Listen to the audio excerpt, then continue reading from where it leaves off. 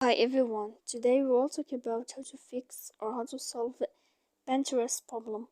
To know how to fix or how to solve Pinterest problem, you should just go to settings like this, you will click. After that, in this page you will go to apps, default apps, app settings.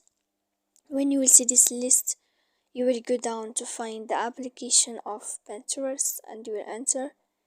Then in this page here, we will go to click for stop. When you will end this, you will enter to storage. After that, you will go to click clear cache. Then you will go to click clear data. And when you will end all this stuff as you see here, you can turn off your phone.